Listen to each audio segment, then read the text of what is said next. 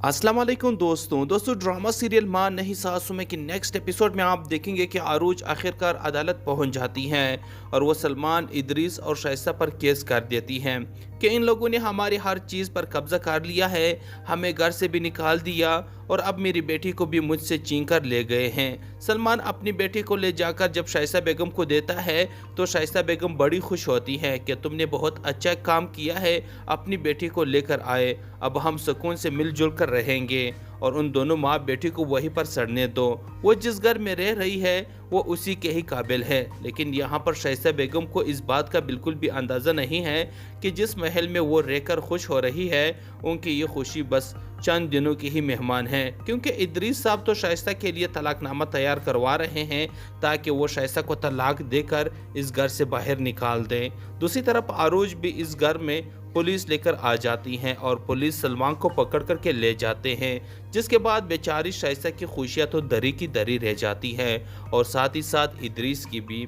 जो कि ये ख्वाब देख रहे थे कि वो शाइस्ता और सलमान को इस घर से निकाल देंगे और मुसरत के साथ मज़े से ज़िंदगी गुजारेंगे। और तो और मुसरत भी इस घर में आकर रहने की जो ख्वाब देख रही थी वो सारे ख्वाब भी दरे के दरे रह जाएंगे, वो भी खाली हाथ ही रह जाएगी। आरूज तो उसका भला ही चाह रही थी लेकिन इसने भी आरूज को धोखा ही दिया था और सबके सामने आरूज को ही झूठा बना दिया था, इसीलिए अब उसका तो कोई चांस ही नहीं है इस घर में रहने का। और पुलिस भी जब सलमान को पकड़ कर के ले जाती है तो शाइस्ता बेगम रोना पीटना शुरू कर देती हैं कि ये सब कुछ क्या हो गया। वो जाकर इदरीस को कह देती है कि तुम पुलिस स्टेशन जाओ और मेरे बेटे को छुड़वा कर लाओ, लेकिन इदरीस भी इसी वजह से पुलिस स्टेशन नहीं जा रहा क्योंकि उसे भी पता है कि जब वो जाएगा तो सलमान के साथ साथ वो भी फंस जाएगा, क्योंकि वो भी तो धोखा देने में शामिल था।